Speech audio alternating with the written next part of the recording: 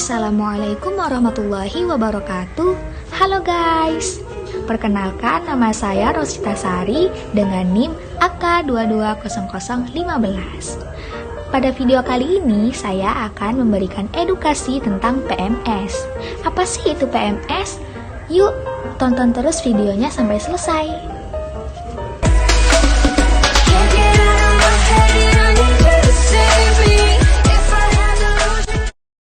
3, 2, 1. Apa sih itu PMS? PMS merupakan singkatan dari penyakit menular seksual.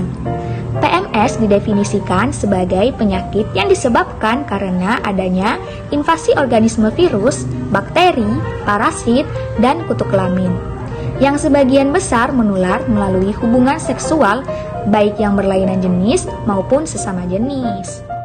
PMS dapat diklarifikasikan berdasarkan agen penyebabnya, yakni yang pertama ada golongan bakteri, kedua ada golongan protozoa, ketiga ada golongan virus, kemudian yang keempat golongan ektoparasit.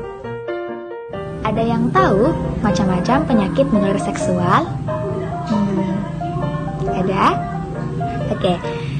Selanjutnya, kita akan membahas tentang macam-macam penyakit menular seksual. Yang pertama, ada gonore. Gonore disebabkan oleh Neisseria gonore menginfeksi lapisan dalam uretra, leher rahim, rektum, dan tenggorokan atau konjungtiva. Kemudian, menyebar melalui aliran darah ke bagian tubuh lainnya, kulit, dan persendian. Pada wanita, gonore bisa naik ke saluran kelamin dan menginfeksi selaput di dalam panggul sehingga timbul nyeri panggul dan gangguan reproduksi. Pada pria, gejala penyakit ini diawali dengan adanya gangguan ringan pada saluran kencing diikuti dengan rasa nyeri. Muara saluran kencing pada penis dapat berwarna merah dan mengalami pembengkakan. Pada wanita, biasanya gejala pada mereka malah timbul berbulan-bulan setelah terjadinya infeksi.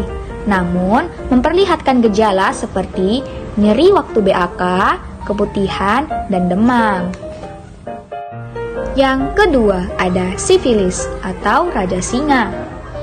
Sifilis disebabkan oleh bakteri Spiroseta treponema pallidum. Tanda awal sifilis adalah muncul rasa sakit di bagian anus, alat kelamin atau mulut pada sekitar 3-12 minggu setelah berhubungan seks dengan orang yang terinfeksi sifilis. Setelah 1 atau 2 minggu, rasa sakit menghilang, tapi bakteri tetap berada dalam tubuh.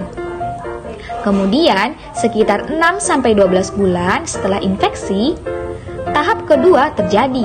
Gejalanya adalah muncul ruam pada telapak tangan dan kaki, serta wajah dan bagian tubuh lain. Kemudian tahap ketiga dimulai sekitar 2 tahun setelah infeksi. Pada saat ini, bakteri telah merusak sistem syaraf otak dan sistem darah penderita. Yang ketiga, ada herpes genitalis. Herpes genitalis ditularkan melalui hubungan seksual, penyebabnya virus herpes hominis.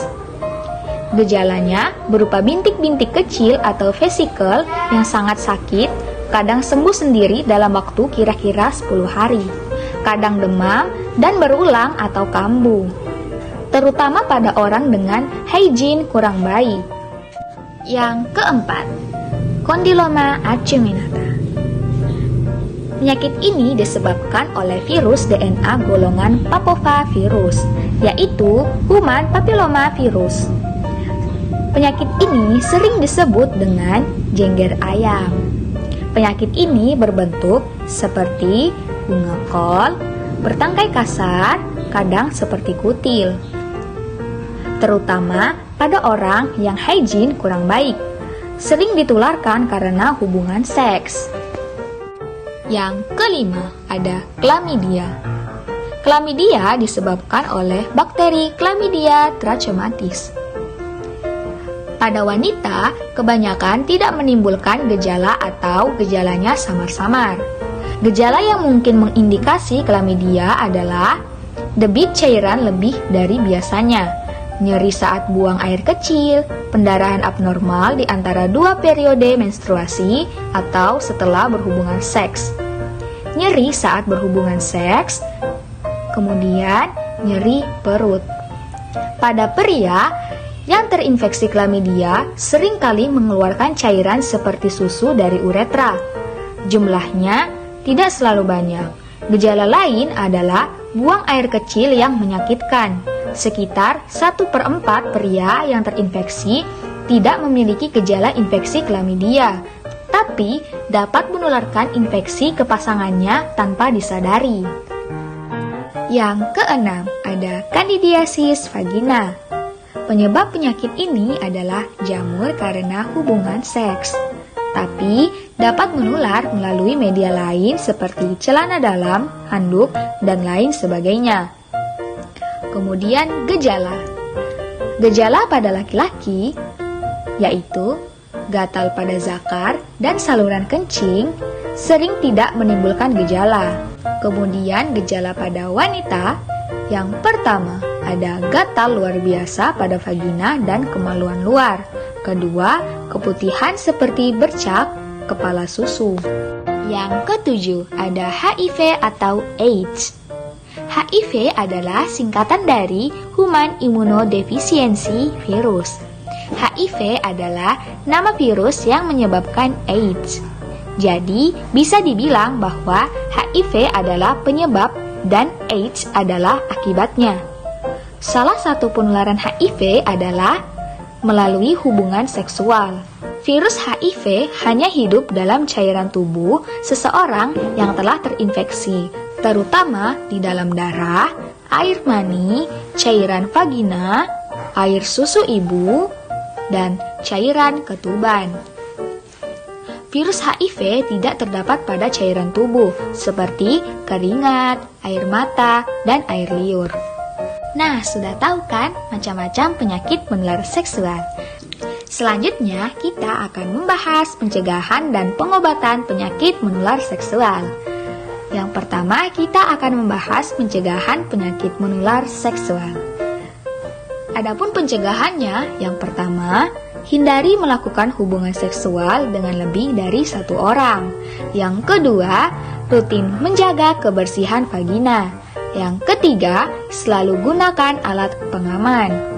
Yang keempat, vaksinasi. Kemudian kita berpindah di pengobatan penyakit menular seksual. Biasanya, dokter akan menyarankan 2 jenis pengobatan saat telah terdiagnosis penyakit menular seksual. Di antaranya adalah pengobatan penggunaan antibiotik dan konsumsi obat antivirus. Antibiotik berfungsi untuk menyembuhkan infeksi menular seksual karena bakteri dan parasit, termaksud gonore, sifilis, klamidia, dan trichomoniasis. Sementara itu, mengonsumsi obat antivirus setiap hari mampu mengurangi risiko infeksi. Nah, bagaimana? Pembahasannya menarik bukan? Mungkin itu saja yang dapat saya sampaikan. Kurang lebihnya mohon dimaafkan. Billahi taufik wal hidayah. Wassalamualaikum warahmatullahi wabarakatuh. Eits, ada yang ketinggalan. Jangan lupa like, comment, dan share video ini. Dan jangan lupa subscribe channel YouTube Akbid Konawe. Thank you for watching. Bye-bye.